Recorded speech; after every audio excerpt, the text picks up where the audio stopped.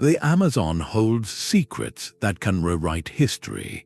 It is not just a rainforest, it is Earth's greatest living puzzle, a place where rivers guard ancient mysteries and roots hide lost worlds. For centuries, its deepest heart has whispered to explorers, yet it refuses to surrender its truths. Today, we are going on an unprecedented journey to uncover 25 of the most baffling discoveries ever reported from its impenetrable depths.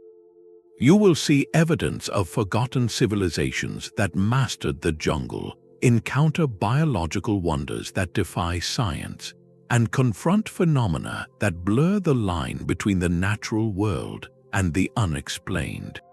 By the end, you will understand why this region remains one of the last true frontiers on our planet, and how its enigmas reshape our entire human story. How could a boiling river exist hundreds of miles from any volcano? What silent messages are carved into giant stones aligned with the stars? The answers challenge everything we think we know. What does it mean to discover a place that is still, in so many ways, truly unknown? Deep in the Brazilian state of Amapá, a clearing reveals a profound secret. Rising from the earth are 127 granite blocks, some taller than a person, arranged in a wide, deliberate circle. This is the Amazonian Stonehenge, a site that forces a complete rethinking of what we know about this continent's ancient past. For generations, the dominant view held that the pre-Columbian Amazon was home only to small, nomadic tribes, but these stones tell a different story. Their placement is not random. Archaeologists and astronomers have confirmed that key stones align perfectly with the sun's position during the December solstice, the moment the southern hemisphere tilts most directly toward our star. Other stones mark celestial events with a precision that suggests deep, accumulated knowledge of the sky's rhythms. The purpose of this place remains a captivating mystery. Was it a sophisticated observatory, a calendar carved in stone to guide planting and harvest in a challenging environment? Or was it a sacred ceremonial center where rituals connected the community to the cycles of the cosmos? The physical reality of the site itself offers a clue to its builders. Transporting these massive granite blocks, some weighing several tons, through dense jungle and marshland required coordinated labor, advanced planning, and a social structure far more complex than simple foraging bands. It speaks of a society with the time, resources, and shared vision to alter their landscape on a grand scale for a purpose that transcended daily survival. This single circle of stones shatters the old narrative, proving that sophisticated, organized cultures not only existed in the Amazon but thrived, leaving their mark in granite under the open sky. If such a detailed understanding of astronomy was present here, what other celestial maps or temples might still lie hidden, waiting for the jungle to part and reveal them?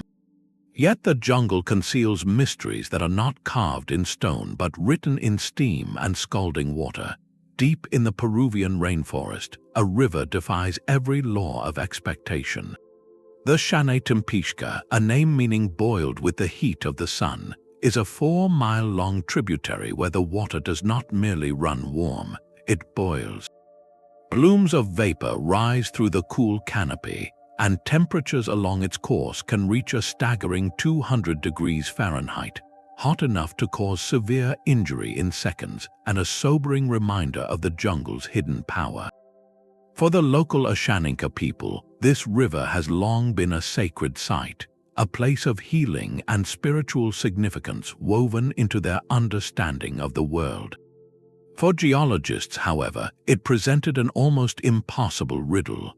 Boiling rivers are typically fed by volcanic activity, yet this steaming waterway lies over 400 miles from the nearest active volcano. How could such intense, sustained heat exist here, in the heart of a non-volcanic basin?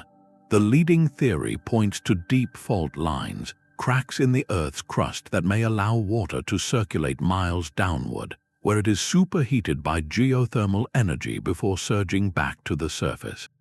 But the precise mechanics remain elusive, a puzzle of plumbing on a continental scale. This river is a powerful testament that the Amazon's greatest enigmas are not always artifacts of human hands. Some are fundamental forces, elemental wonders that challenge our maps of the possible, flowing hot and mysterious through the green twilight. If the Earth itself can produce such a phenomenon here, what other natural secrets, equally defiant of explanation, might be waiting just beyond the next bend in the river? From the air, the true scale of ancient ambition becomes visible. Across the western Brazilian Amazon, in the state of Acre, the forest canopy opens to reveal a startling secret etched directly into the earth. Vast geometric shapes, perfect circles, precise squares, and long, straight lines form patterns so large they can only be comprehended from above. These are the Amazonian geoglyphs, and they number not in the dozens, but in the hundreds, each one a monumental footprint of a culture we are only beginning to understand. Created over 2,000 years ago, these earthworks were not built with stone, but with earth and vision. Ancient peoples carefully cleared forest patches, digging trenches and piling the soil to form raised embankments that created these colossal designs, some spanning over 1,000 feet across. For centuries, they lay hidden under a grown forest, invisible to anyone standing on the ground, their secrets guarded by the very jungle they once modified. Their discovery fundamentally rewrites the history of the Amazon. This region was long described by scholars as a counterfeit paradise, a place of poor soil where only small, scattered tribes could survive by constantly moving. These geoglyphs tell a story of permanence, coordination, and large-scale landscape engineering. Creating just one of these formations would have required organized labor and a society settled enough to invest immense effort into a non-utilitarian project. The fact that there are hundreds of them suggests a population density and a level of social complexity that textbooks simply did not account for. So what was their purpose? Unlike the famous Nazca lines, which are best seen from nearby hills, these Amazonian designs seem designed for a ground-level experience, perhaps for those walking within their boundaries. Researchers offer several compelling theories. They may have been ceremonial enclosures, sacred spaces for gatherings and rituals that connected the community to the land and cosmos. Some propose they were defensive structures, their deep ditches and high walls offering protection. Others see evidence of sophisticated water management, with the shapes helping to channel or retain water in a landscape with distinct wet and dry seasons. The truth may be a combination of all these ideas. What is undeniable is the message they send across the millennia. This was not a wilderness awaiting civilization. It was a homeland, already shaped by human hands with a purpose and a mastery we are still struggling to decode. If such visible, permanent marks on the land went unnoticed for so long, what other subtler forms of ancient engineering might still be woven into the fabric of the forest itself? The dream of a lost city has lured countless souls into the green abyss, but no story captures that obsession more powerfully than that of Colonel Percy Fawcett. A seasoned explorer and surveyor for the Royal Geographical Society, Fawcett became convinced that deep within the uncharted Mato Grosso region lay the ruins of an ancient, sophisticated civilization he cryptically called the City of Z. This was not a quest for mere treasure, but for validation of a radical idea that the Amazon had once cradled a complex urban society, a cradle of culture now swallowed by the vines. His conviction was fueled by fragments of pottery, local legends, and his own intuitive reading of the landscape, a puzzle only he believed he could solve. In April of 1925, Fawcett, his eldest son Jack, and a friend named Raleigh Rymel embarked on what he called his final expedition. Their last known communication was a hopeful letter sent back from a remote outpost. After that, the jungle offered only silence. The three men vanished without a trace, becoming one of the 20th century's most enduring exploration mysteries. Their disappearance ignited a century of speculation, spawning over 100 subsequent rescue and search missions, many of which also ended in hardship or tragedy. Fawcett transformed from a man into a legend, a ghost forever wandering the map in search of his own discovery. For decades, his city of Z was dismissed by academia as a romantic fantasy, the dangerous delusion of a man who had read too much into scattered artifacts and tall tales.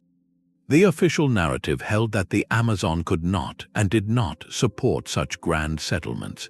Yet Fawcett's ghost may finally be receiving a form of vindication, not from a lone adventurer, but from the cold, precise eye of technology.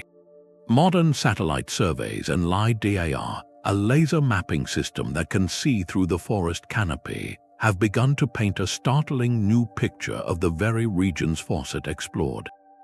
They reveal not a single glittering metropolis, but something perhaps more revolutionary: vast, interconnected networks of raised roads, geometrically arranged plazas, and clusters of ceremonial mounds, all speaking of coordinated settlement and landscape management on a scale no one imagined possible a century ago. These are not the streets of El Dorado, but they are the undeniable footprints of a populated, organized, and sophisticated world. Percy Fawcett may have been wrong about the specifics, but he was profoundly right about the principle. His tragic story stands as a poignant prelude, a human-scale drama of intuition and sacrifice that preceded the technological revolution, now confirming his core belief. The real city of Z was not a place of gold, but of earth and community, and its discovery is rewriting history from the ground up. While satellite technology maps lost cities from above, other stories speak of wisdom buried deep below. In the highland fringes of the Amazon basin, a different kind of enigma emerged, one not of earthworks but of gleaming metal and cryptic symbols. This is the enduring legend of the Amazon's metallic library. The tale often begins with Father Carlo Crespi, a Catholic priest who lived in the town of Cuenca, Ecuador, for decades.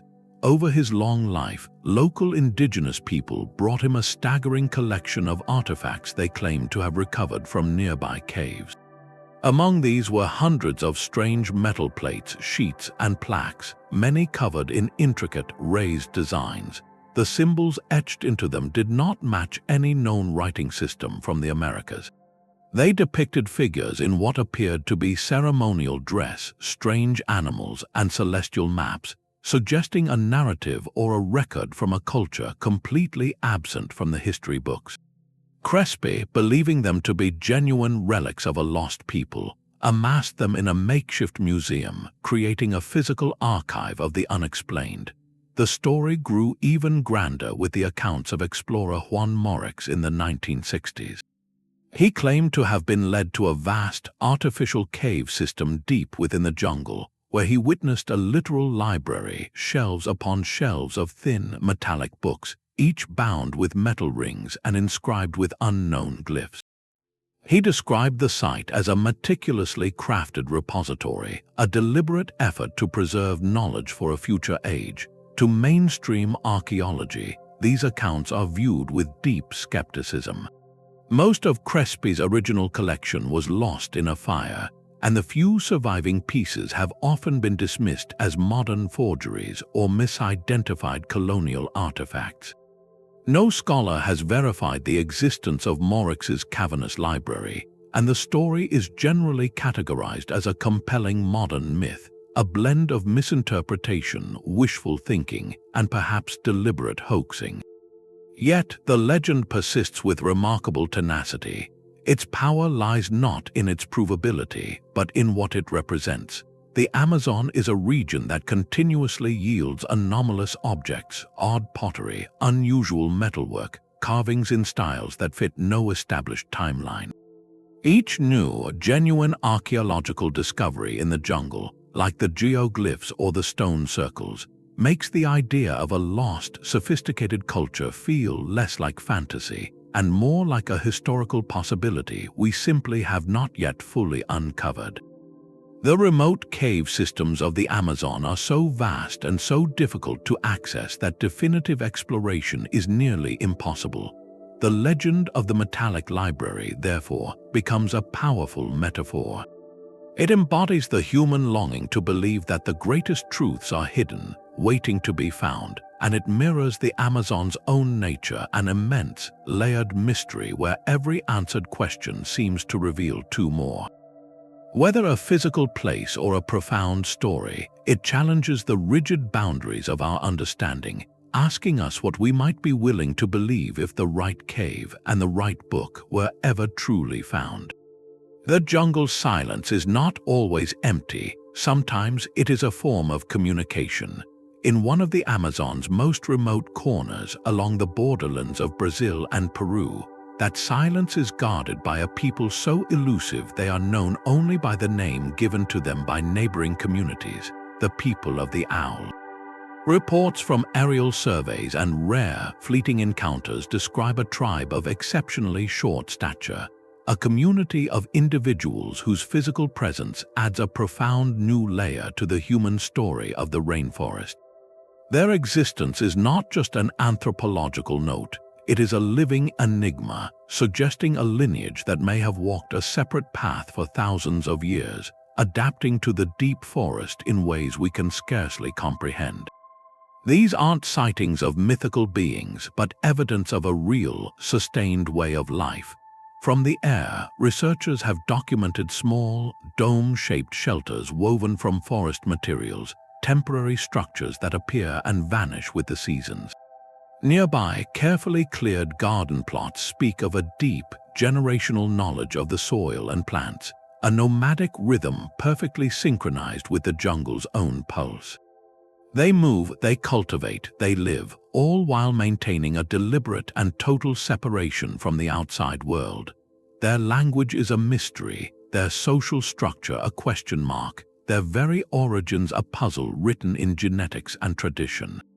The name People of the Owl itself, given by others, hints at how they are perceived nocturnal, watchful, and wise to the secrets of the dark. This isolation is not an accident of geography, but a choice, and it represents one of the most significant discoveries about the Amazon in the modern age. It reveals the rainforest not just as a storehouse of biological diversity, but as a final refuge for human cultural diversity in its purest, most autonomous form. The continued existence of such uncontacted tribes underscores a staggering resilience, a testament to the ability of human cultures to persist and thrive on their own terms, even as the modern world maps every inch of the globe. Their very presence poses an urgent and ethical dilemma that every explorer, government, and observer must confront. Do we seek to make contact, to study and document, fulfilling our own curiosity? Or do we honor their sovereignty and their choice, protecting their isolation as we would protect a rare and fragile ecosystem? The greatest respect we can offer may be to acknowledge the boundary they have drawn, to let their mystery remain intact, and to understand that some of the Amazon's most important discoveries are not things to be brought into the light, but ways of life that choose to remain in the protective shadow of the trees. Their story is a powerful reminder that some truths are not meant to be fully known, only respected from a distance. The forest speaks in a language beyond words. When night falls over the Amazon, a different symphony begins, one filled with sounds that have baffled scientists and captivated storytellers for generations. Researchers lying in their hammocks and indigenous elders sitting by their fires describe the same uncanny phenomena. Deep, resonant booms that seem to shake the very ground, melodic, low-frequency hums that linger for hours, and rhythmic, pulsing beats that have no visible source. These are not the ordinary calls of howler monkeys or the chorus of frogs, but something else entirely: acoustic anomalies that have earned names like the Amazon song. Modern technology has confirmed these experiences are not imagination. Sensitive microphones and recording equipment have captured the sounds, but their origin remains one of the jungle's most pervasive and haunting puzzles. The quest for an explanation stretches across multiple fields of study. Geologists propose the deep booms could be the result of tectonic shifts or the release of pressurized gases from within the Earth, a kind of seismic whisper. Biologists wonder if they could be the product of unknown, massive insect swarms or a species of frog or bird with a call so low and powerful it travels for miles through the dense air. Other, more holistic theories suggest it could be the resonant frequency of the forest itself, the combined vibration of millions of leaves, the movement of vast quantities of water, and the settling of the colossal biomass, creating a hum that is felt as much as heard. For the indigenous communities who have lived with these sounds for millennia, they are woven into the fabric of cosmology. Many interpret these nocturnal vibrations not as random noise, but as communication. They are described as the voices of forest spirits, the conversations of ancestral beings, or the literal breath of the living jungle, a reminder that the world is animate and aware. This cultural interpretation does not contradict the scientific search, but enriches it, framing the mystery not as a problem to be solved, but as a relationship to be understood. Decoding the Amazon's song requires a rare collaboration where bioacousticians, geologists, and anthropologists listen together, each bringing a piece of the puzzle. The phenomenon challenges the very way we perceive this environment. It suggests that the jungle's deepest secrets are not only things we can see or touch, but frequencies we must learn to hear, vibrations in the air that remind us we are standing within a giant, breathing organism whose oldest songs are still waiting for a translation. The same jungle that hums with unseen frequencies also holds a form of silence so profound it can swallow a man whole. This is the world of the Anaconda, a creature whose reality is already staggering, yet forever shadowed by something even larger. While biology textbooks confidently state the green anaconda rarely surpasses 25 feet, the Amazon's own stories speak in whispers of something else entirely, the Sucuraju gigant, a serpent of legendary proportions. For centuries, explorers, rubber tappers, and indigenous hunters have returned from remote tributaries with consistent, chilling accounts. They describe encountering snakes not just long, but colossal, with bodies as thick as oil drums and lengths estimated at 40, 50, even 60 feet, coiling through blackwater swamps or sliding soundlessly from a riverbank into the deep. These are not fleeting glimpses in the dark, but detailed testimonies passed down through generations, becoming a core thread in the region's folklore. A famous early 20th century account by a British explorer and priest, Father Victor Hines, described a monstrous anaconda he measured at over 62 feet, though his evidence was lost. Later, a Brazilian rancher claimed to have killed a snake measuring nearly 100 feet, a story supported by a blurry, controversial photograph that, while inconclusive, continues to fuel the debate. The scientific community remains justifiably skeptical, citing a lack of physical evidence like a skull, skin, or skeleton that would irrefutably prove such extreme size.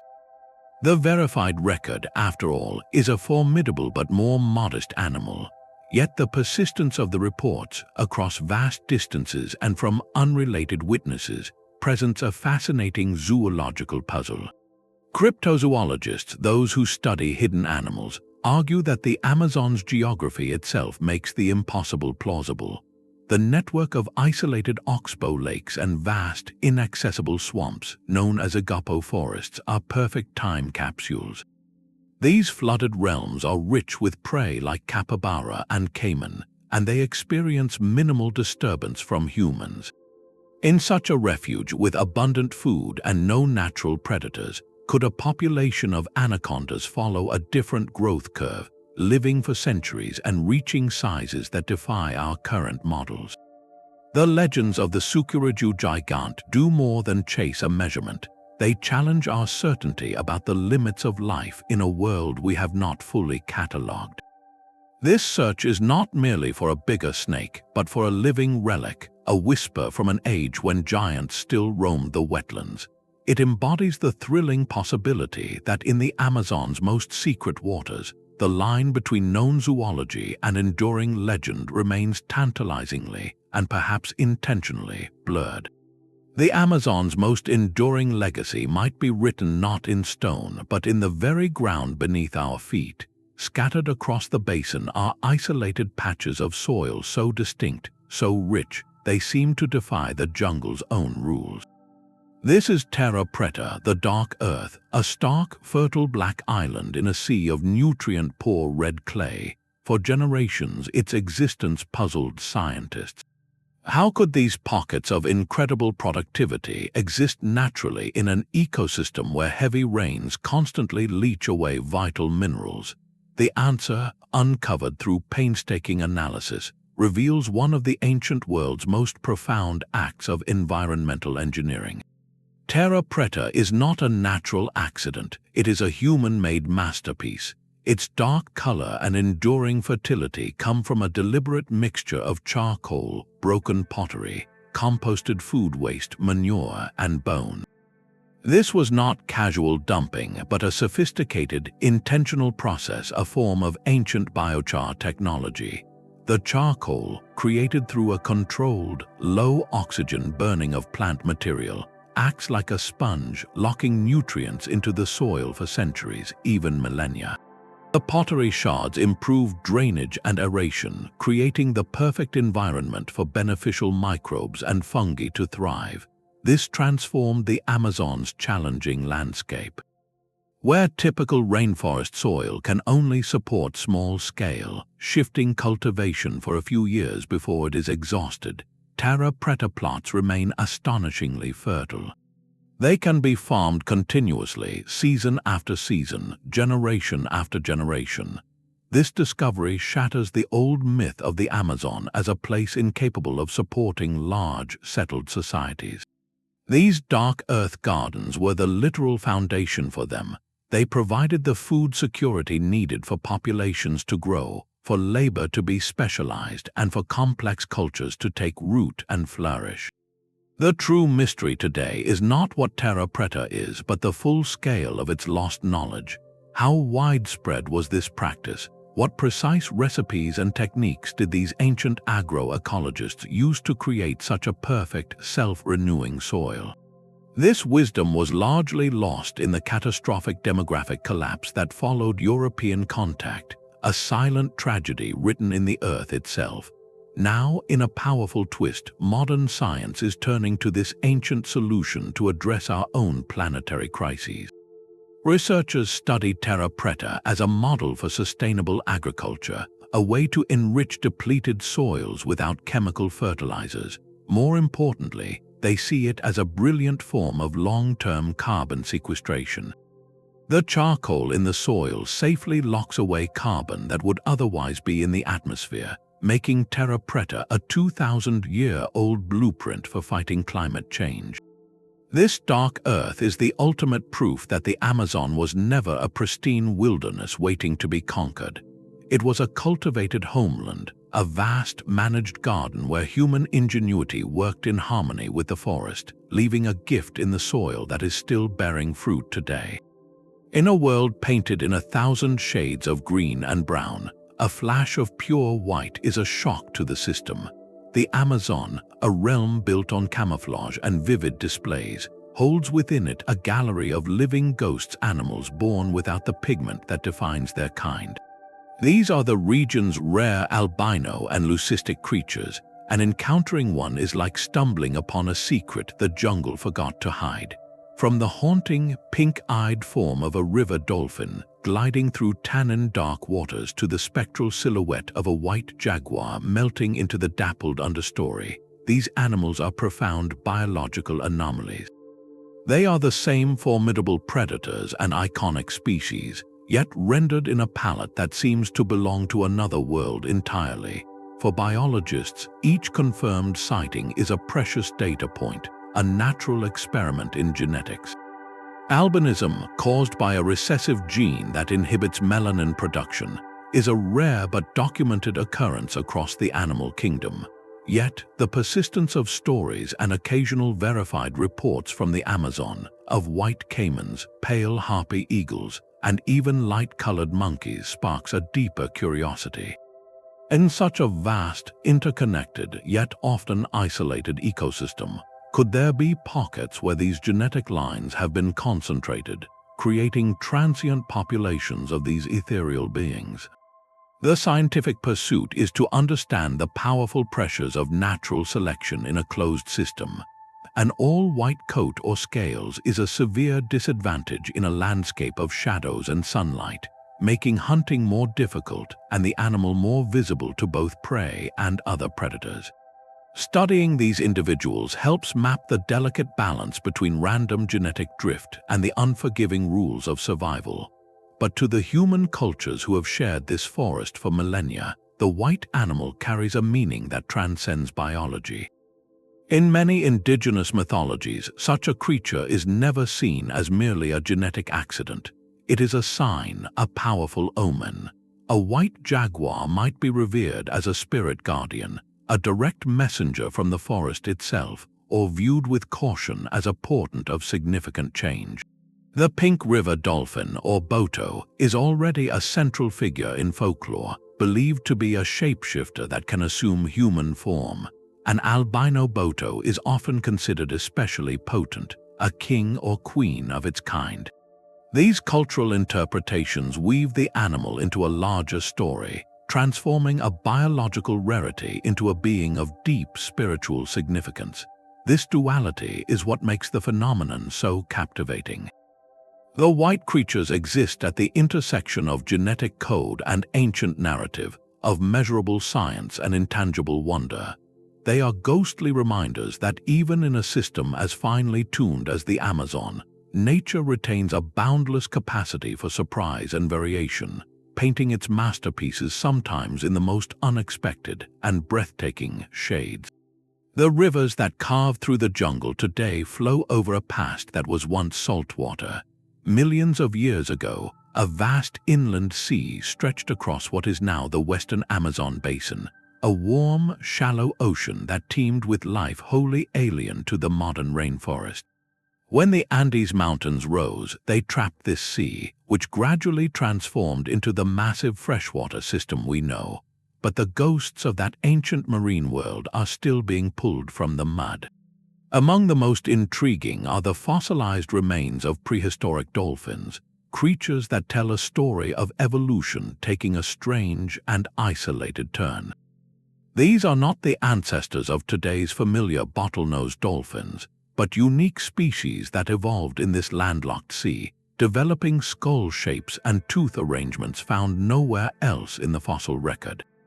Some had elongated, almost beak-like snouts filled with numerous small, sharp teeth, adapted for hunting in a lush, aquatic environment very different from the open ocean. Others show bizarre cranial crests and bone structures whose purpose paleontologists can only guess at, perhaps for specialized echolocation in murky waters, or for displays we will never witness. Each fragment of jawbone or piece of skull is a page from a lost chapter in the history of life, a chapter written when this entire region was a kingdom of water.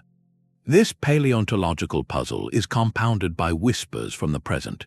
For generations, fishermen and riverboat pilots along the Amazon's most remote tributaries have spoken cautiously of encounters that do not fit the known profiles. They describe seeing unusually large, dark-backed cetaceans that surface with a quiet, powerful grace, their silhouettes longer, and their dorsal fins shaped differently from the familiar pink or gray river dolphins. These accounts are sporadic and difficult to verify, often dismissed as misidentifications or the tricks of shadow and water. Yet, their persistence alongside the strange fossil evidence opens a tantalizing, almost haunting possibility. Could a relict population, a living descendant of those ancient seagoing creatures, have adapted and survived in the labyrinth of blackwater rivers and flooded forests? The Amazon is a place of profound refuge, a living museum where species thought long extinct have been found clinging to existence.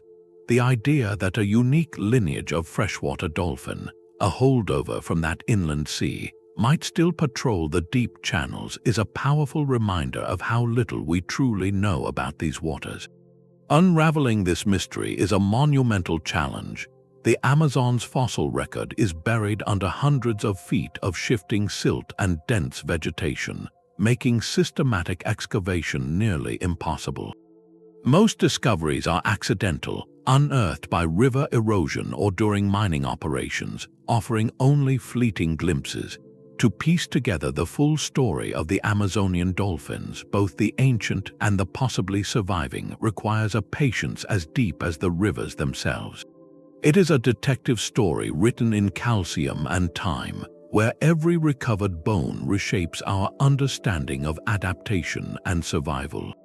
These ancient echoes in stone and occasional, elusive shadows in the water remind us that the Amazon's deepest history is not only written in the roots of its trees or the artifacts of its people, but in the very bones that lie beneath its currents, waiting for the river to give them up. The water that defines the Amazon has a will of its own. In the heart of the jungle, some lakes do not simply shrink with the dry season, they vanish entirely. One moment, a vast, placid body of water teems with life, and the next, it is a cracked, muddy basin baking under the sun.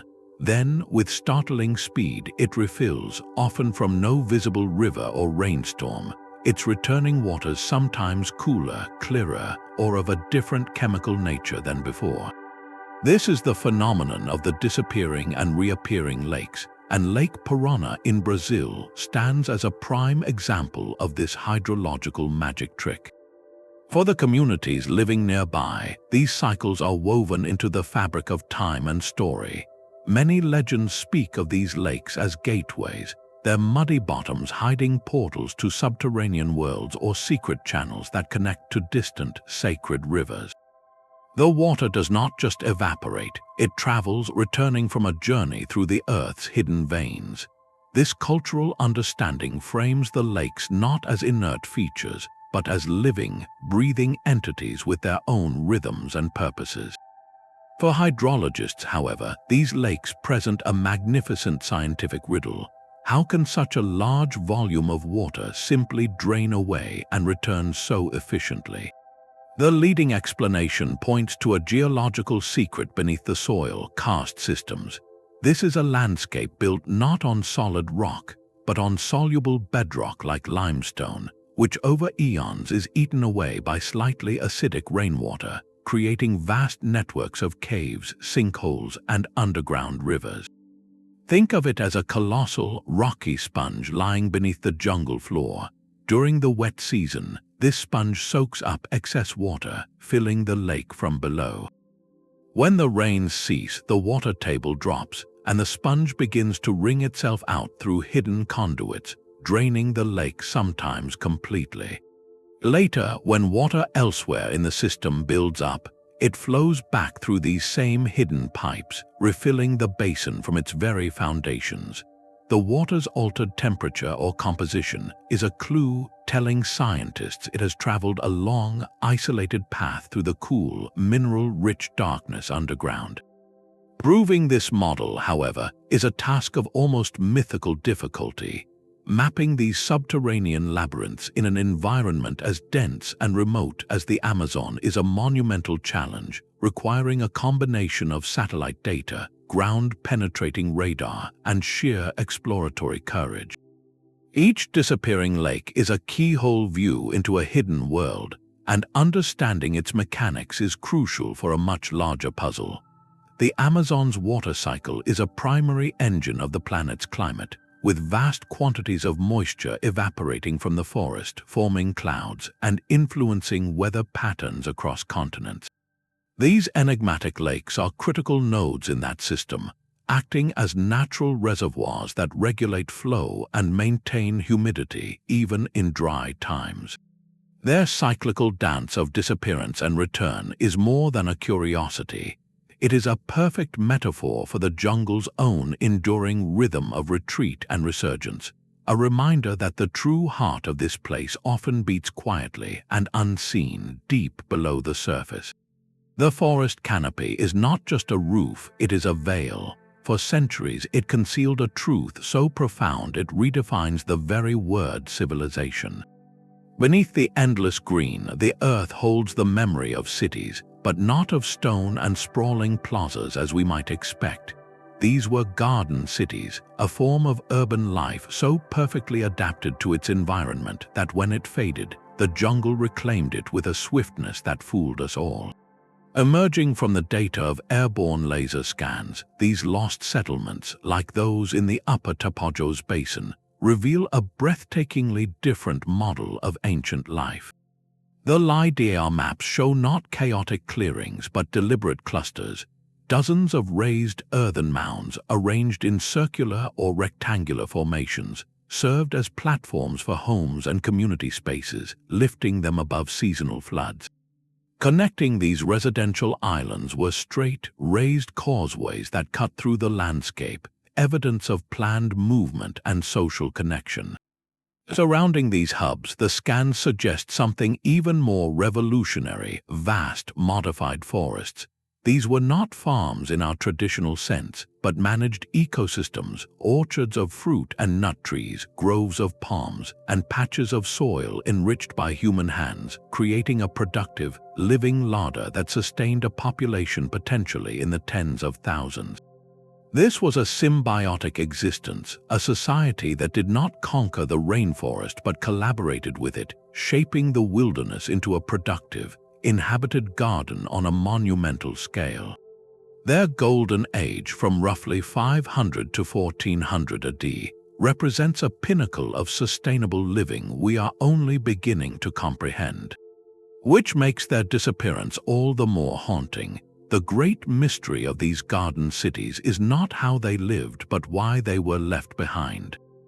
The archaeological record suggests these thriving networks were largely abandoned in the centuries just before European contact. The cause remains a subject of intense study, a confluence of factors likely including shifts in climate patterns, the arrival of new illnesses from other regions, or perhaps internal social changes we cannot yet read from the soil. What is undeniable is the speed of the transformation. Without human hands to maintain the clearings and pathways, the voracious jungle moved in. Fast-growing pioneer species took root, soil stabilized, and within a few human generations, the precise geometry of mounds and roads was swallowed by indistinguishable forest. This rapid reforestation was so complete, so effective, that it created the very illusion later scholars would accept as fact, that the Amazon was a pristine, untouched wilderness incapable of supporting complex societies. We are now learning to read a landscape we were taught was empty. Each laser scan that pierces the canopy is like lifting a page in a book we never knew existed, revealing paragraphs of earthworks and chapters of communal planning. These discoveries do more than add sites to a map. They force a fundamental shift in perspective. The Amazon was not a barrier to civilization. It was a cradle, nurturing a unique form of urban life that thrived without destroying the fabric of the forest that sustained it. The legacy of the garden cities is a powerful, silent lesson in resilience and balance, a blueprint from the past written not in ruins, but in the very roots of the trees now standing guard over their memory. The darkness of the Amazon is not always absolute. Along the Blackwater rivers and in the heart of its deepest swamps, travelers for centuries have reported a different kind of night. They describe seeing faint, flickering lights, balls of pale blue or greenish glow that dance just above the water's surface or hover between the trees.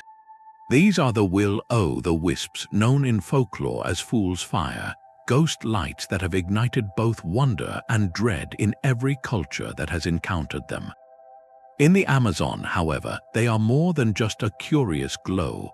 They are woven into the very spirit of the place, a phenomenon that science struggles to pin down and stories refuse to let go. The classic explanation from other parts of the world points to marsh gas, the spontaneous combustion of methane and phosphine released from decomposing organic matter in stagnant water.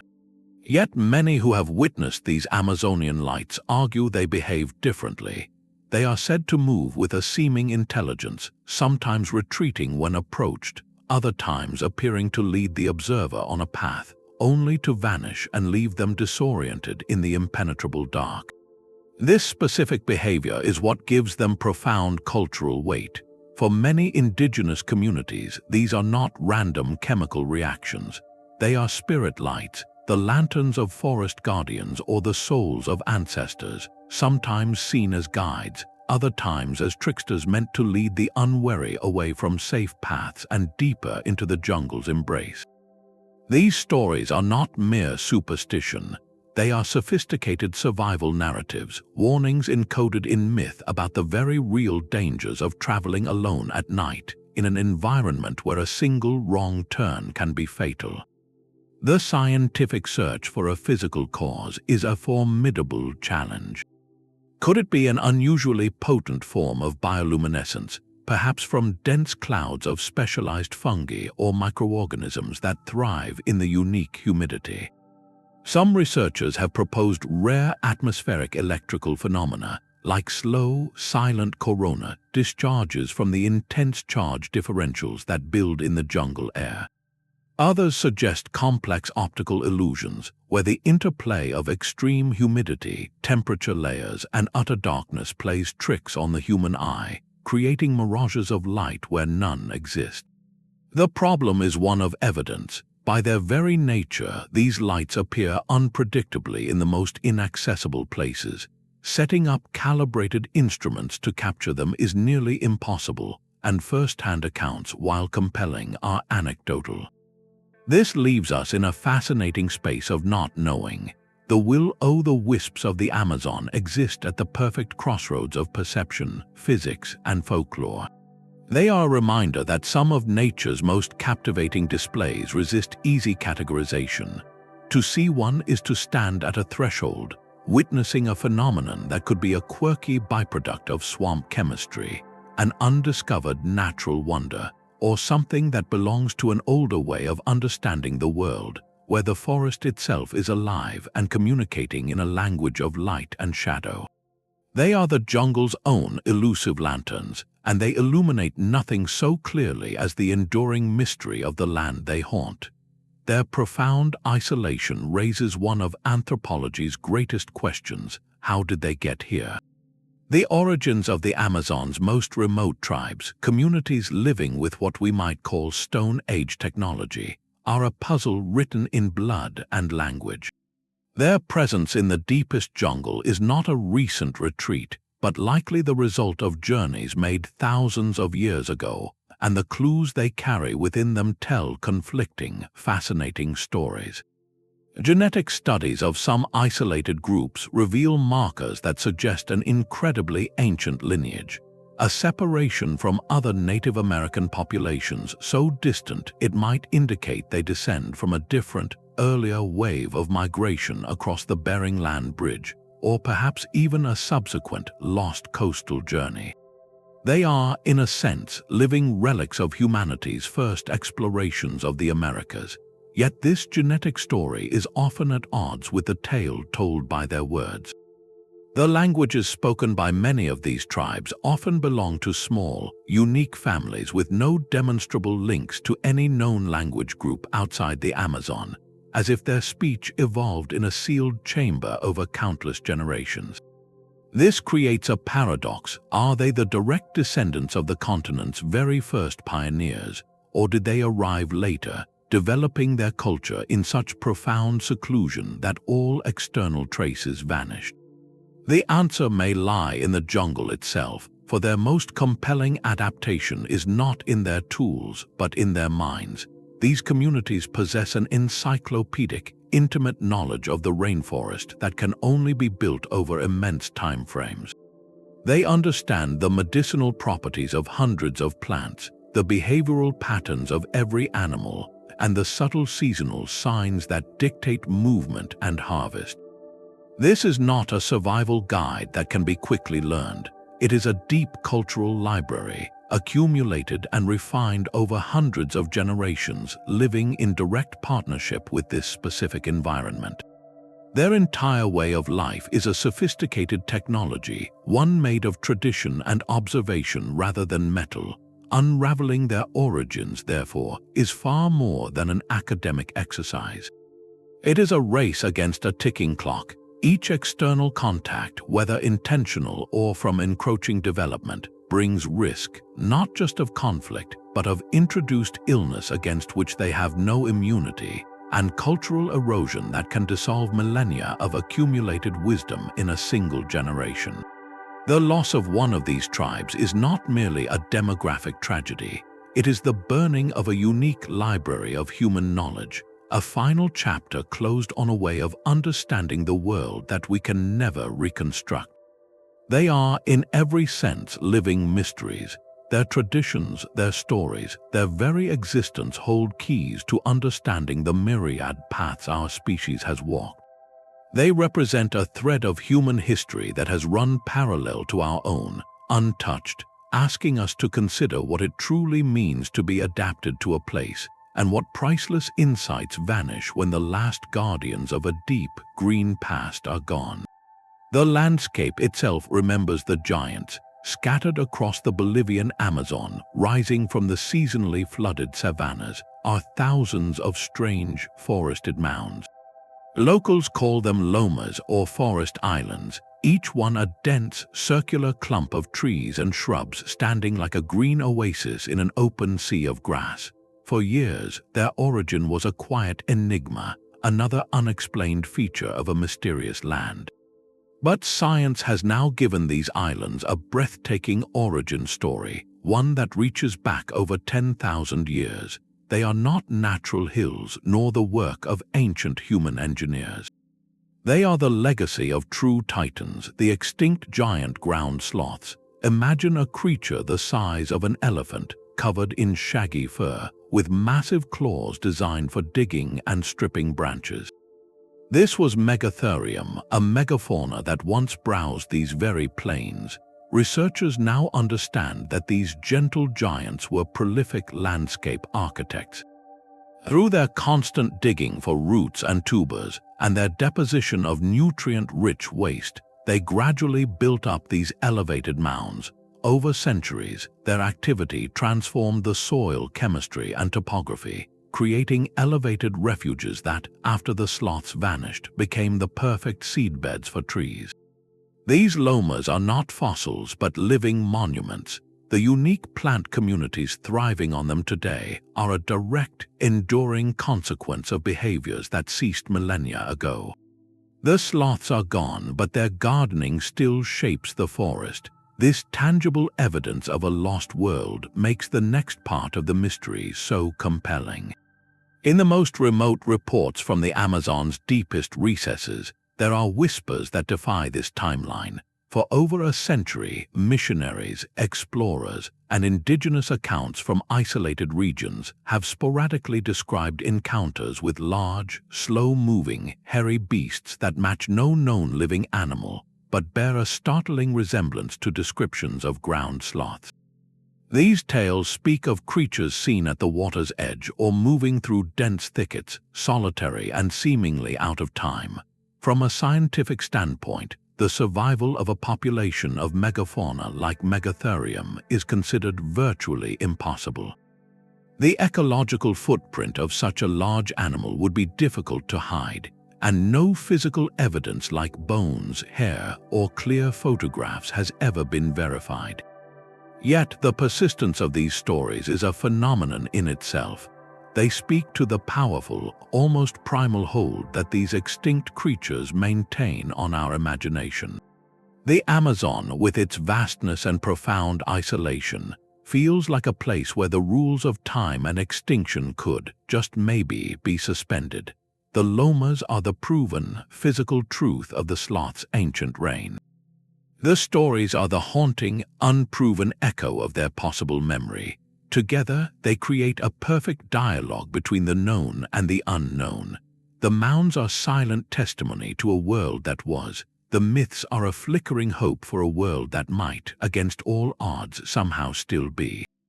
This duality captures the essence of the Amazon, a place where the past is never fully buried, and where every discovery of what was lost invites the question of what might still remain, hidden in the last green shadows. The ground beneath the Amazon holds a different kind of energy, one that cannot be seen but can be measured with a chilling click. Scattered across the basin are localized pockets where the very earth seems to hum with an invisible intensity, places where radiation detectors spike without warning. These are the jungle's unexplained radioactive zones, anomalies that challenge our understanding of the region's deep geology. Geologists and mineral prospectors first noted these hotspots, finding background radiation levels many times higher than the surrounding area, yet with no apparent source. There are no known uranium deposits nearby, no signs of human industrial activity, no clear reason for the readings that flicker across their instruments. Some of these zones are curiously tied to specific, peculiar features: a cluster of strangely weathered rocks, a mineral spring that bubbles with water of an unusual chemistry, a patch of forest where the vegetation grows in a stunted or oddly vibrant pattern. The immediate theories point to rare, perhaps undocumented geological processes. Could there be a unique concentration of naturally occurring radioactive elements like radon or thorium, brought to the surface by a hidden fault line or an ancient volcanic pipe that maps do not show? Some researchers speculate about the existence of unknown radioactive minerals, compounds formed under pressures and conditions specific to the Amazon's ancient geological history, waiting to be classified. The presence of these zones introduces a subtle, latent danger into the exploration narrative. The long-term health effects on the local ecosystems are a significant unknown. How does constant, elevated radiation exposure affect the intricate web of insects, plants, and animals that call these specific patches home? For any human communities living in proximity, the potential risks, while likely minimal without direct contact, remain poorly studied and add a sobering layer of caution.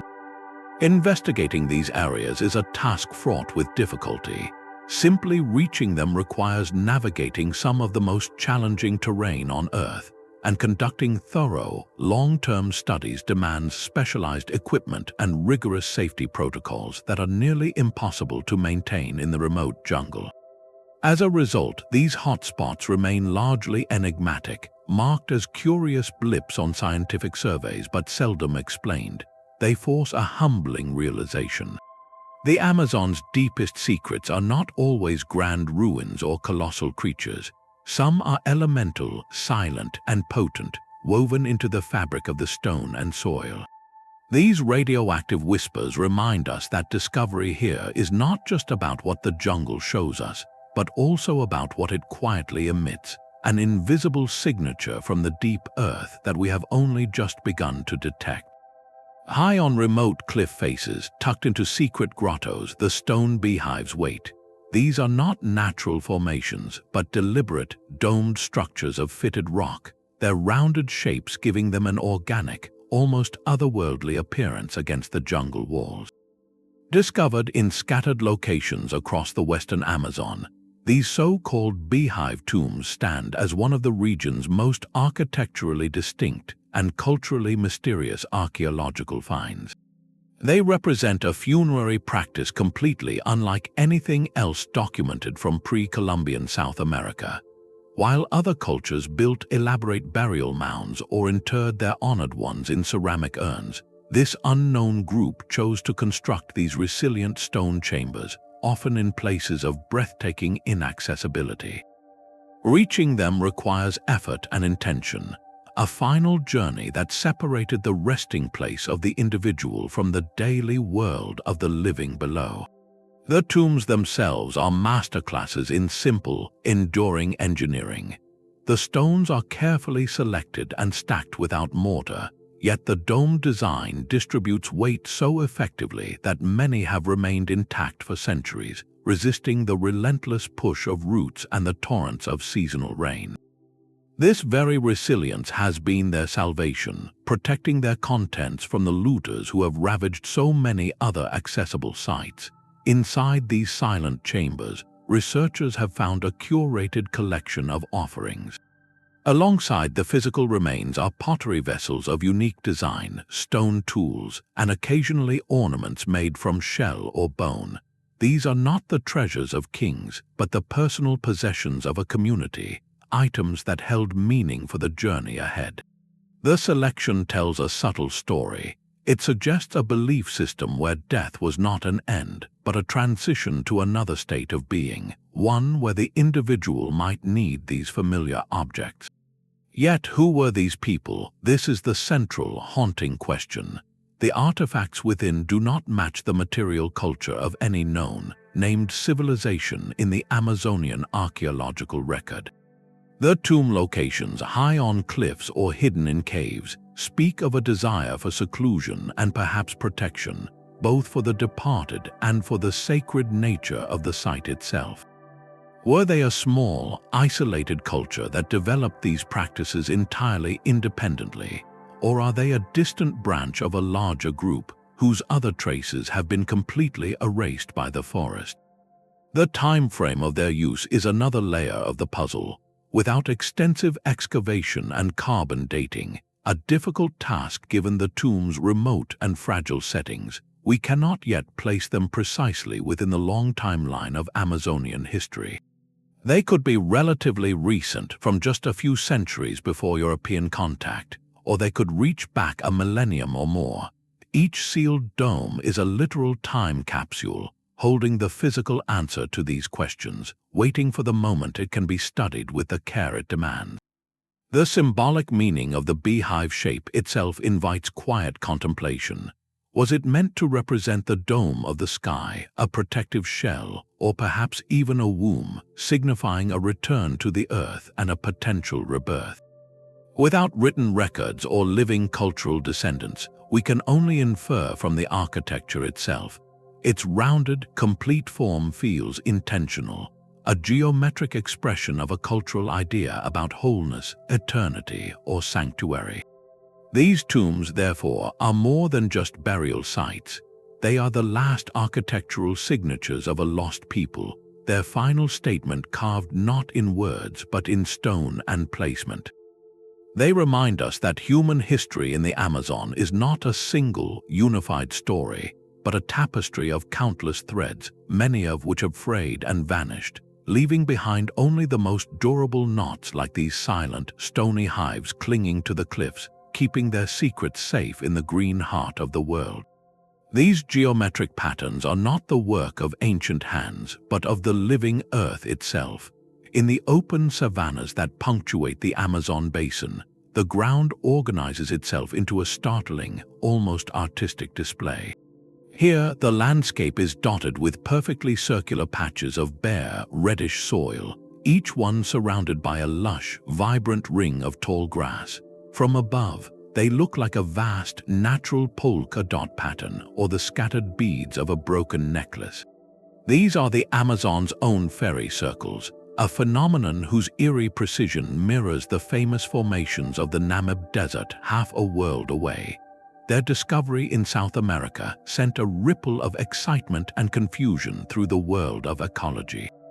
How could two ecosystems so radically different, one a hyper-arid desert, the other a humid tropical savanna, produce such strikingly similar designs?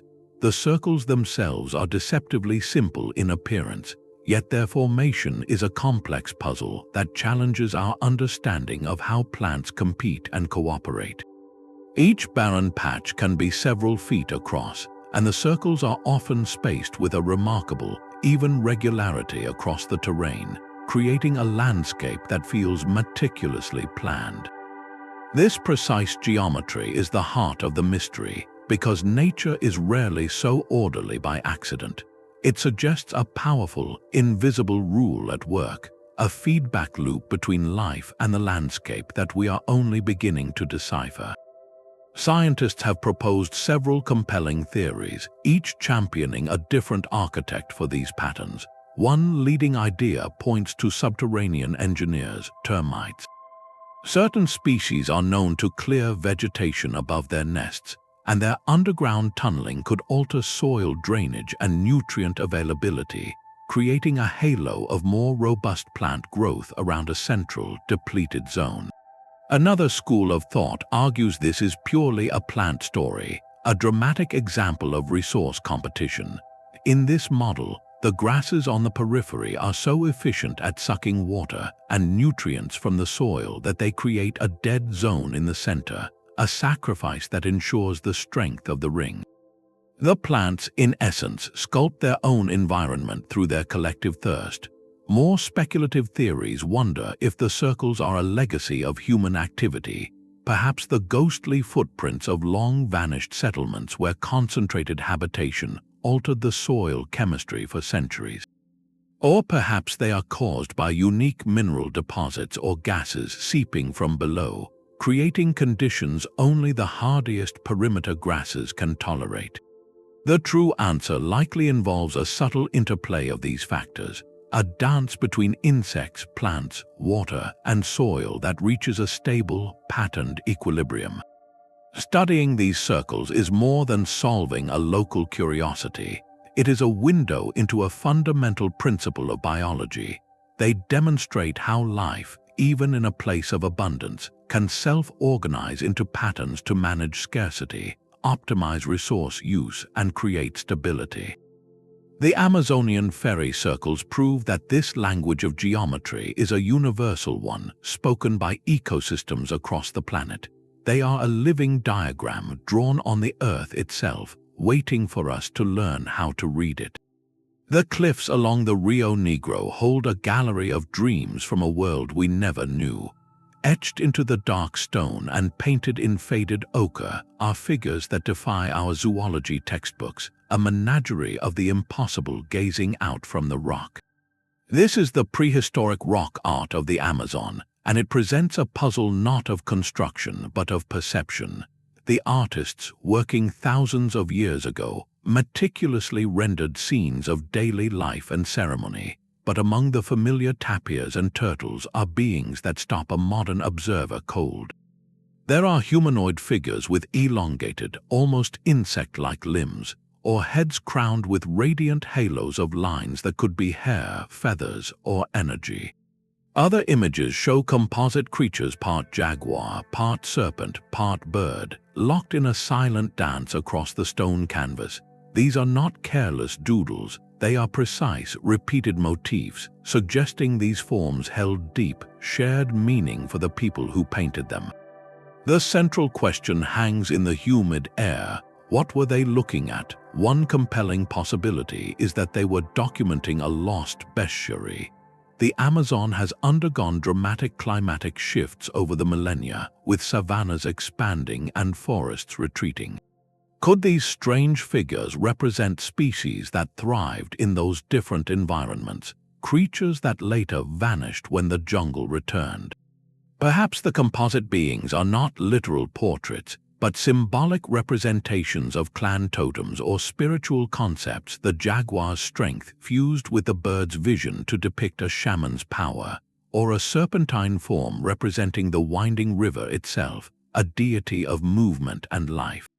Without a cultural key, a Rosetta Stone of the rainforest, we are left to interpret a visual language whose grammar is forgotten. The art's location adds another layer of sacred intention.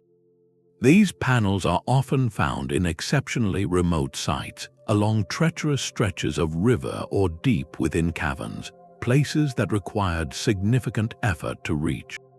This was not public art for a passing crowd. It was ritual art created in spaces set apart for ceremony, vision, or communication with other realms.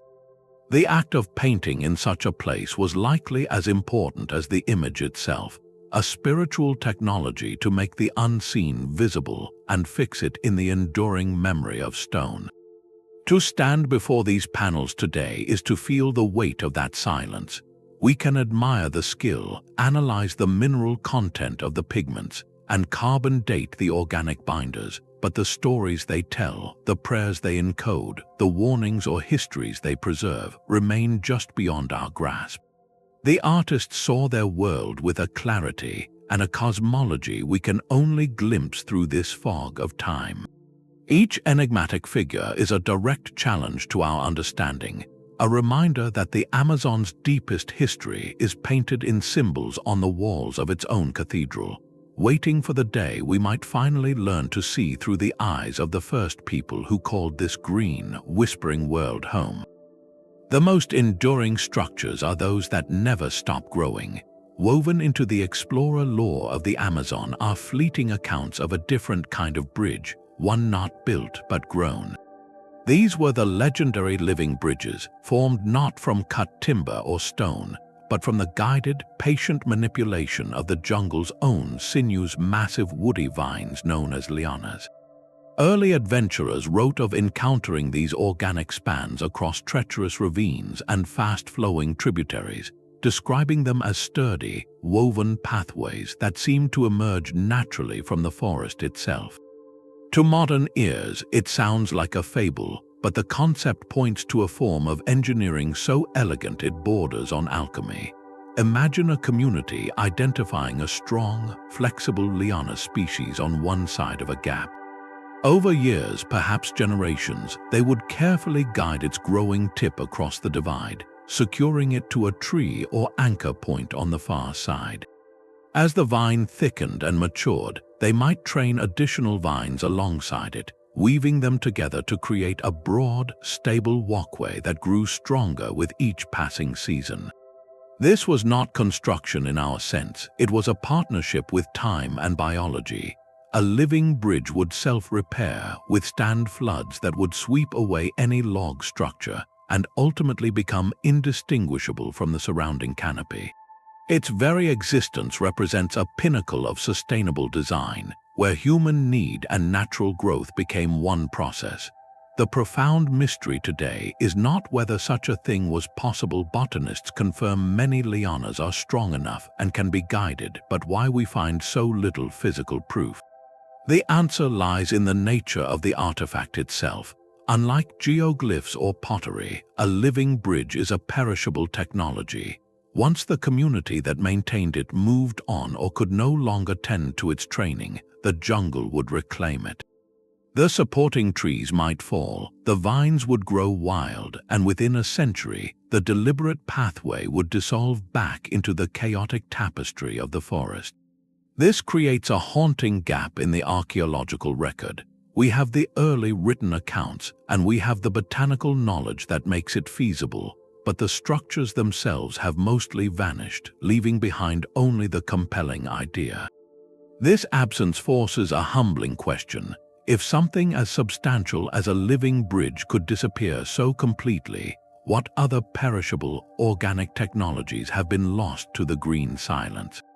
Perhaps there were guided groves that funneled game, living fences that managed terrain, or woven aquatic traps made from roots that decayed without a trace.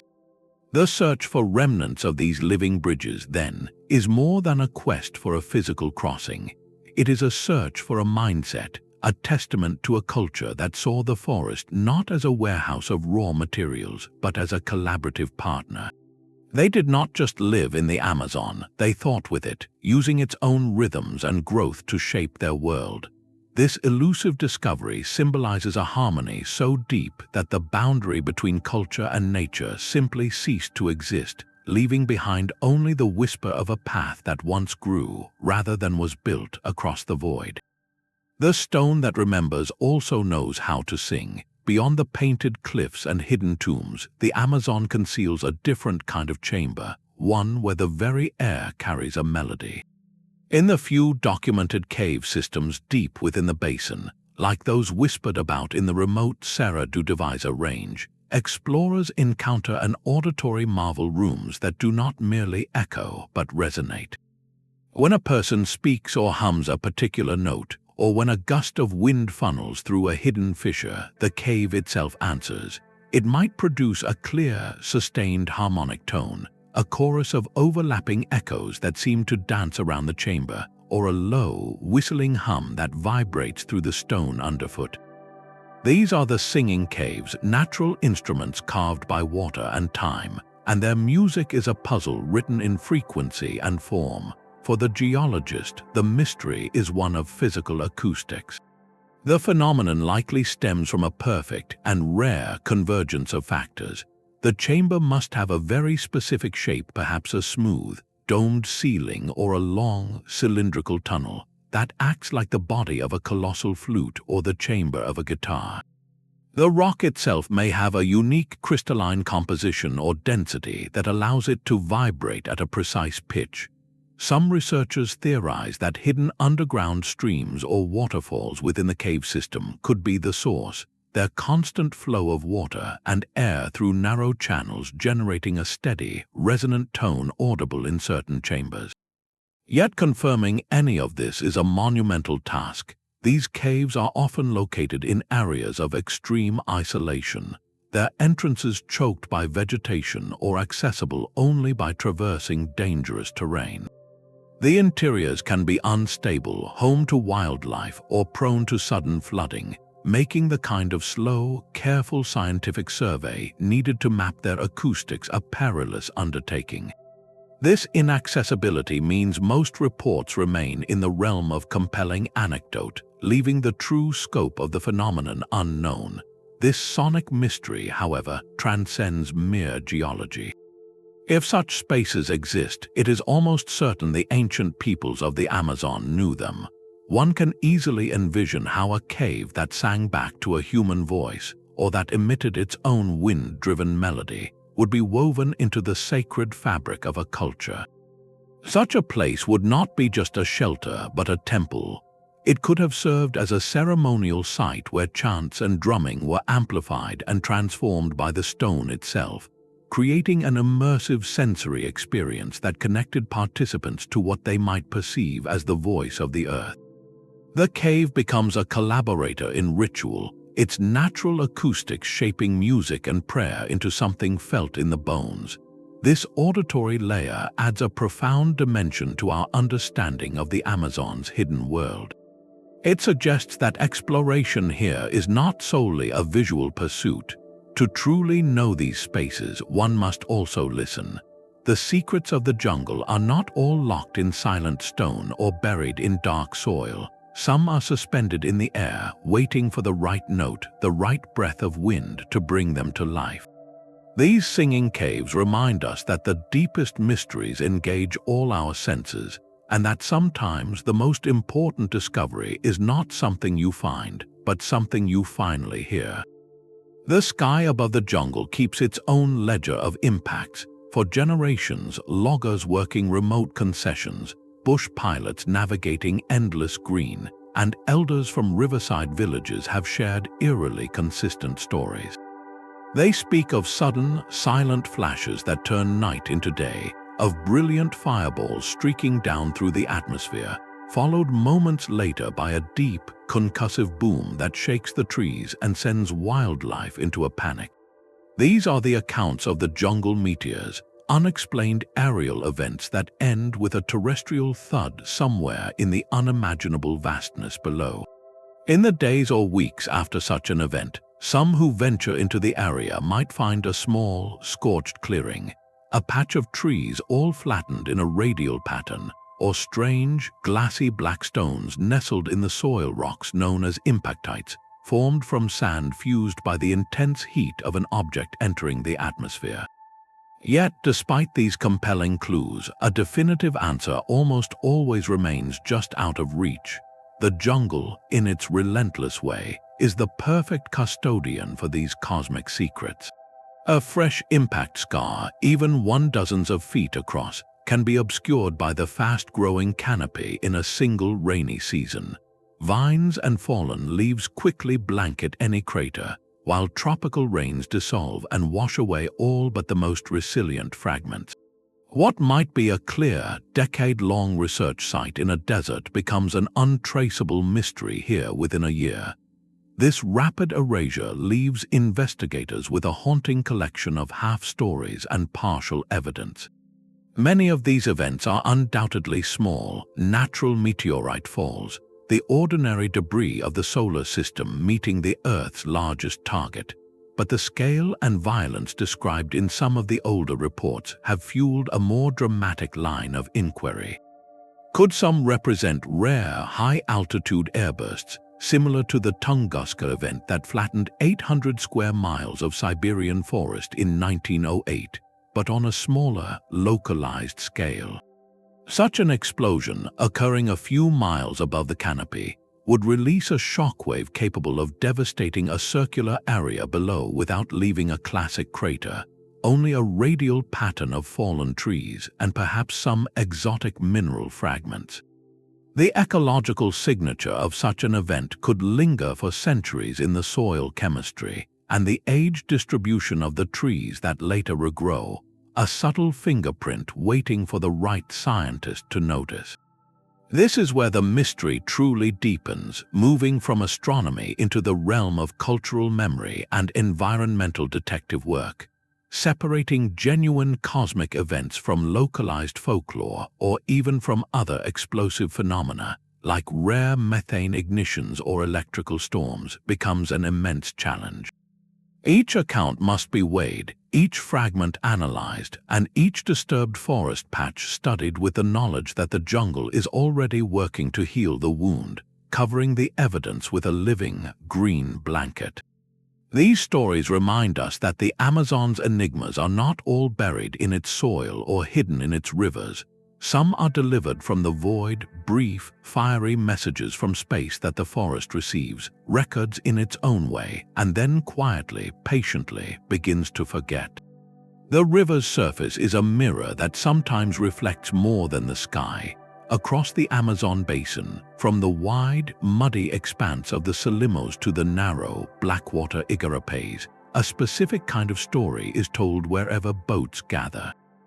These are the accounts of the ghost canoes, phantom vessels that glide without paddlers, appear from thick banks of fog, or move silently against the strongest current.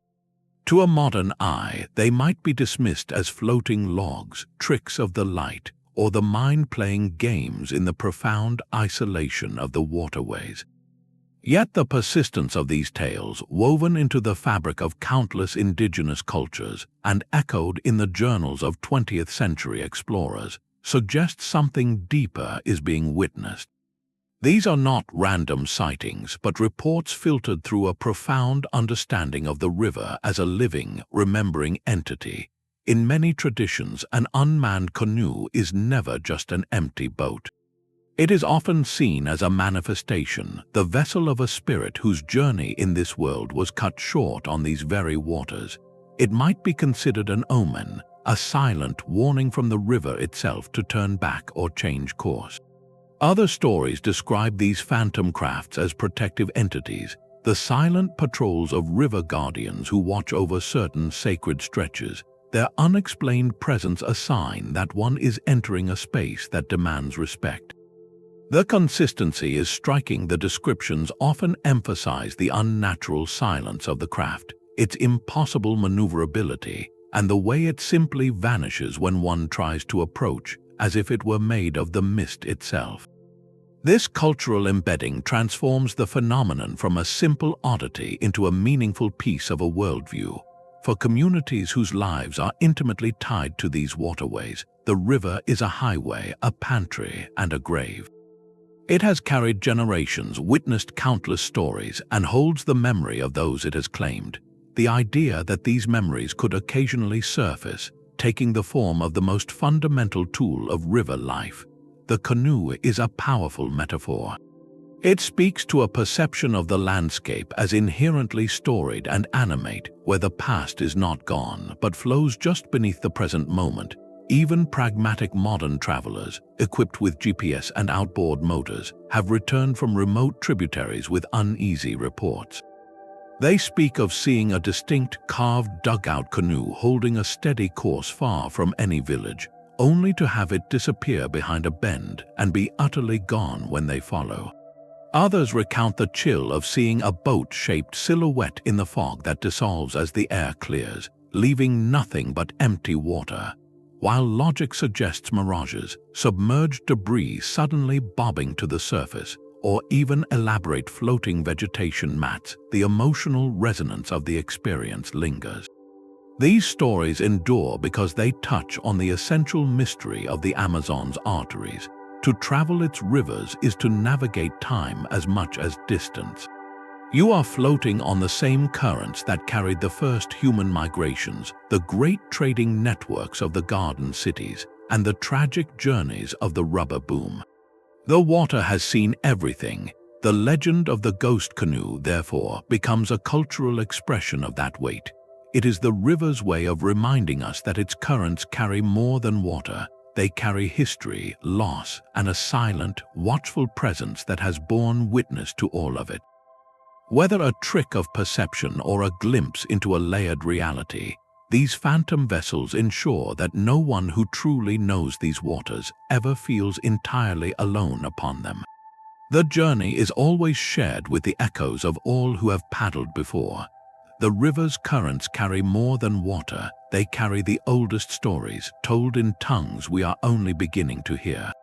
This final discovery is not carved in stone or woven into the soil, but lives in the breath and memory of the people themselves. The Amazon basin is a linguistic labyrinth, a sanctuary of sound unlike any other place on Earth. Here, in an area roughly the size of the continental United States, an estimated 300 to 500 distinct languages are spoken, grouped into over 50 separate language families. This density of diversity is staggering, meaning that for millennia, communities separated by a single day's journey developed completely unique ways of describing the world. But within this rich tapestry, the deepest mysteries are the isolates. These are languages like Tukuna, Paraha, and Trumai, profound puzzles that stand utterly alone. They have no proven genetic relationship to any other language family on the planet. Their vocabularies share no common roots, their grammatical structures follow rules found nowhere else, and their very existence is a silent question echoing back through time. To a linguist, encountering an isolate is like finding a tree in the forest with a leaf shape, bark texture, and genetic code completely alien to every other known species. It defies the family tree of human communication. The origin of these languages is a mystery tied to the very first footsteps in the Americas. One compelling theory suggests they are the living echoes of the earliest, most ancient waves of human migration across the Bering Land Bridge. According to this idea, the people who spoke these languages arrived so long ago that all their linguistic relatives in Asia either vanished or evolved beyond recognition, leaving these Amazonian branches as the sole survivors of a lineage that may be 15,000 years old or more. Another possibility is just as fascinating. Perhaps these languages are not ancient relics, but spectacular examples of independent innovation. Isolated in the jungle's embrace for thousands of years, a community's way of speaking could have transformed so radically, inventing new concepts and structures, that it effectively created a new linguistic universe from the ground up. The Paraha language, for instance, has captivated and confounded researchers. It challenges fundamental assumptions about what all human languages must share, with features that seem unique to its culture's specific way of experiencing reality.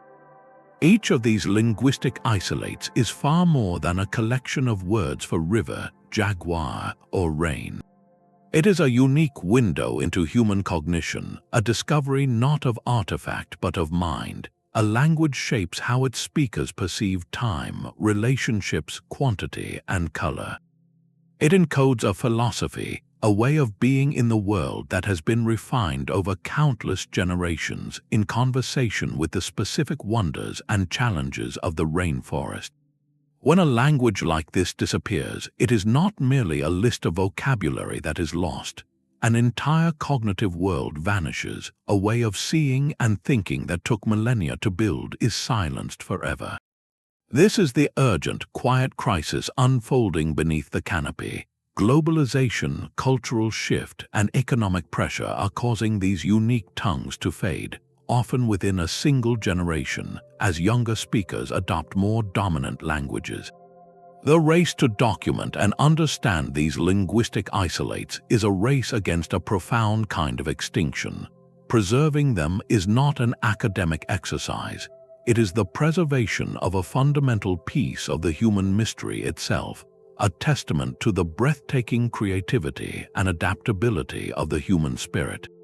In the Amazon's whispered words, we find the final and perhaps most fragile discovery of all the infinite capacity of the human mind to build a world out of sound and to hide its most profound creations in the green heart of the world. These 25 discoveries are not random fragments. They are threads in a grand tapestry woven together by the unique nature of the Amazon itself. When we step back, clear patterns emerge, revealing why this jungle is the world's greatest keeper of secrets. The first theme is the relentless challenge of preservation. This is not a static museum of stone under a desert sun. It is a living, breathing, and voraciously growing entity. A structure abandoned for a century is not merely weathered, it is consumed. Roots crack foundations, floods bury plazas under silt, and fast-growing vegetation erases geometric earthworks in a handful of seasons. The jungle does not preserve secrets, it digests them, leaving behind only the most durable clues, fragments of pottery in Terra Preta, stones too heavy to move, or the subtle chemical ghosts in the soil. This dynamic environment means our entire understanding is built on the remnants that survived a specific, brutal filter. We are not seeing a complete picture of the past, but a collection of what was strong enough or lucky enough to endure the green tide. This leads directly to the second, and perhaps most revolutionary, pattern: the overwhelming evidence of large-scale ancient human modification. For generations, the dominant narrative described a pristine wilderness. We now see that narrative was an illusion, a trick of time and regrowth. The truth is written in the landscape itself. The geometric earthworks, the enriched Terra Preta soils that cover thousands of square miles, the managed forest islands, and the probable networks of garden cities all point to a profound and sustained partnership between people and the forest.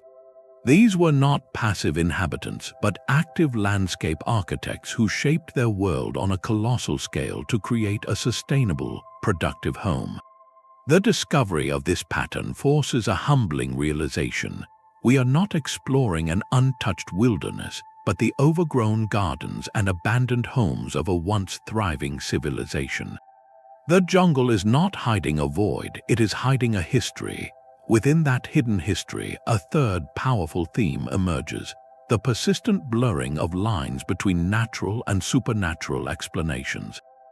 The Amazon invites this fusion. A booming sound in the night can be a geological event or the voice of a forest spirit. A flickering light might be swamp gas or a guardian's lantern. A colossal serpent could be a zoological outlier or a mythical beast. For the cultures rooted here, these are not either-or propositions. The natural world is inherently animate, filled with consciousness and meaning. A scientific explanation does not cancel a spiritual one. It simply describes a different layer of the same profound reality. This cultural lens transforms every unusual encounter from a mere anomaly into a story, a piece of a larger cosmology. It reminds us that mystery is not always a gap in our knowledge, but sometimes a different way of knowing. Finally, we see the Amazon's defining role as a refuge. Its immense scale and formidable barriers have created a perfect sanctuary for outliers. This is true for biology, where isolated oxbow lakes could shelter a relict population, and for humanity, where remote tributaries protect unique languages and uncontacted tribes. The jungle is a living archive, a last haven for forms of life and ways of life that have vanished everywhere else on Earth. It is a place where time moves differently, where ancient evolutionary paths and ancient cultural paths could, against all odds, continue forward. This refugial quality is the ultimate catalyst for mystery. It means that anything we think we know about the limits of nature or culture can be challenged here.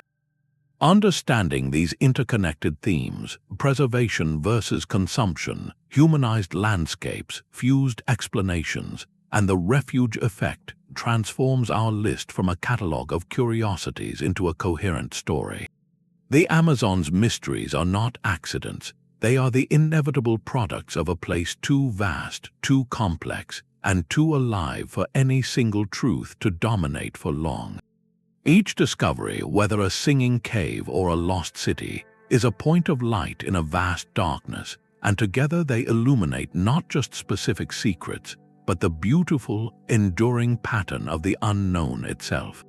The greatest lesson the Amazon teaches is humility.